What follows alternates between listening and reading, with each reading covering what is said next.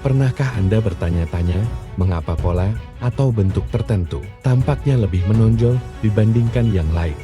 Atau mengapa Anda cenderung melihat suatu situasi dari sudut pandang positif, bahkan ketika segala sesuatunya tidak berjalan dengan baik? Video ini akan mempelajarinya. Bidang teori Gestalt yang menarik, dan konsep berita rahasia, dan bagaimana mereka dapat menjelaskan jalannya kita memandang dunia dan orang-orang di sekitar kita. Teori Gestalt berasal dari psikologi awal abad ke-20, menyatakan bahwa pikiran manusia memandang segala sesuatu sebagai suatu kesatuan yang utuh, daripada kumpulan bagian-bagian yang terpisah. Itu sebabnya, ketika Anda melihat gambar, Anda melihat keseluruhan gambar terlebih dahulu, sebelum kamu menyadarinya, elemen individu yang menyusunnya. Itu menunjukkan kita cenderung memesan pengalaman kami secara simetris, cara sederhana, bila memungkinkan.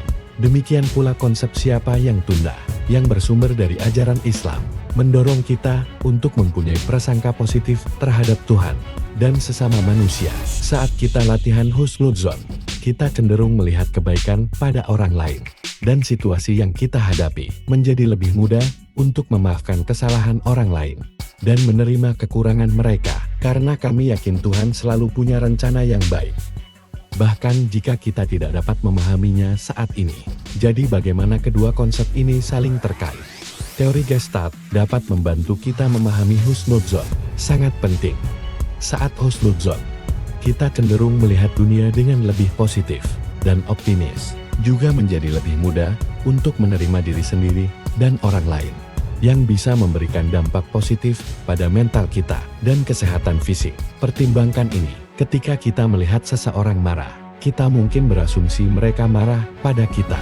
Tapi kalau kita latihan husnudzon, kita mencoba untuk memahami situasi dari sudut pandang mereka dan mencari tahu apa yang sebenarnya membuat mereka marah. Kita mungkin menyadari kemarahan mereka tidak ada hubungannya dengan kita, atau saat kita mengalami kegagalan, kita mungkin menyalahkan diri sendiri dan merasa putus asa. Tapi dengan berita kita akan melihat kegagalan sebagai belajar dan berkembang.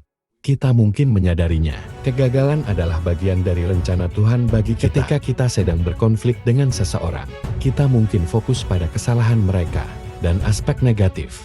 Tapi dengan husnudzon, kita mencoba melihat sisi baik mereka dan memahami sudut pandang mereka. Ini dapat membantu kita menyelesaikan konflik dengan lebih damai.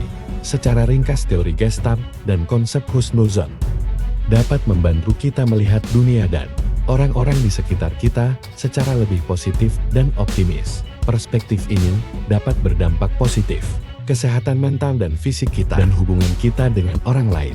Ini adalah wawasan yang menarik tentang cara kerja pikiran kita dan bagaimana kita dapat menggunakan pengetahuan itu untuk meningkatkan diri, persepsi kita tentang dunia dan orang-orang di sekitar kita.